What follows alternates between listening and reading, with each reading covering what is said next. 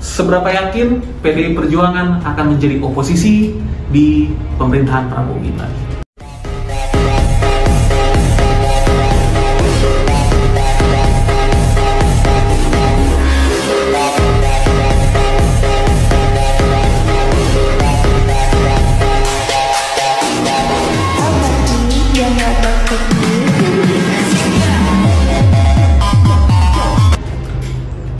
Halo para netizen yang budiman, hari ini kita akan bahas apakah PDIP akan menjadi partai oposisi di pemerintahan Prabowo Gibran. Kami memiliki pandangan sendiri soal itu. Kami justru menilai bahwa PDI Perjuangan secara samar-samar justru menjadi mitra pemerintah Prabowo dan Gibran.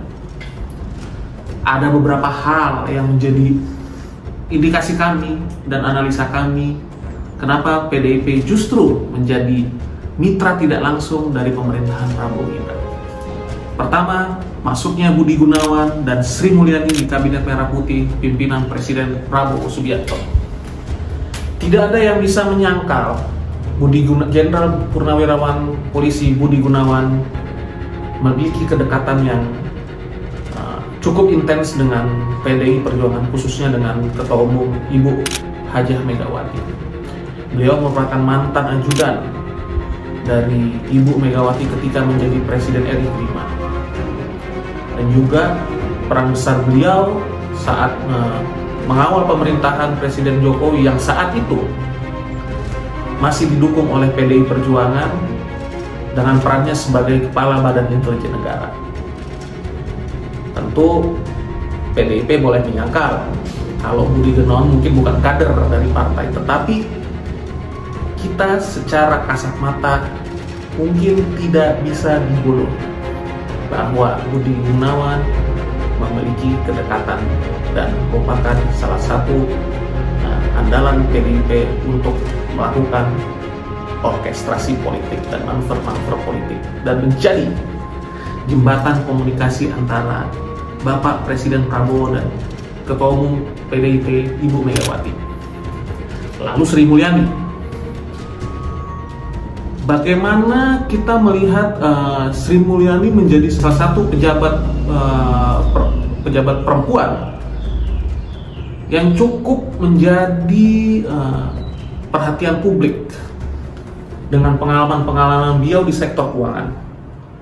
Dan kita juga tidak bisa menampik pada saat beliau kembali ke Indonesia ada peran Ibu Megawati yang merekomendasi beliau untuk menjadi Menteri Keuangan pada zaman Presiden Joko Widodo. Lantas, walaupun memang bukan kader yang memiliki kartu anggota PDI Perjuangan, tetapi kedekatan mereka bisa jadi simbol jembatan komunikasi juga, seperti halnya dengan Bapak Budi Gunawan. Kedua, analisa kami melihat PDIP menjadi mitra tak langsung pemerintah adalah tetap dipilihnya PDIP menjadi ketua DPR, yang mana kita tahu pimpinan DPR atau ketua DPR merupakan jatah dari partai politik yang menjadi pemenang dalam pemilu. Tetapi melihat kondisi koalisi Kim yang merupakan partai mayoritas di parlemen, kalau memang tidak ada komunikasi politik, pasti undang-undang MD3 itu akan direvisi. Tapi nyatanya tidak. PDIP tetap diberikan jatahnya menjadi ketua DPR. Ya, semua boleh menganalisa bahwa ada komunikasi politik pasti di belakang. Dan kita juga lihat dari pimpinan-pimpinan komisi yang ada di DPR RI, PDIP mendapat 4 pimpinan komisi yang menurut saya cukup strategis komisi yang dipimpin.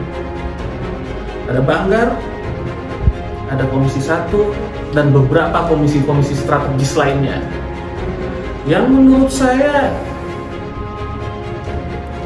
cukup sentral untuk memainkan permainan-permainan politik di parlemen. Tetapi hari ini justru PDIP masih diberikan kesempatan untuk cukup mendominasi di DPR.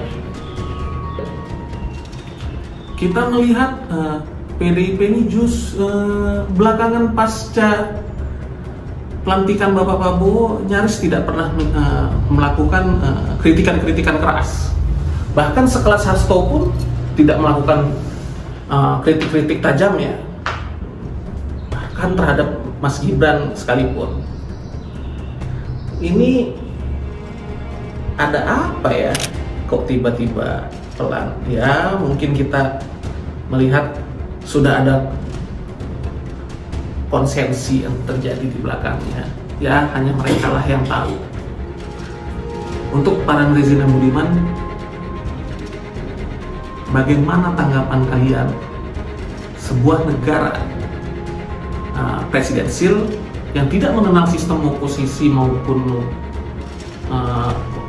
tidak mengenal sistem oposisi, bagaimana proses check and balance-nya dalam roda pemerintahan?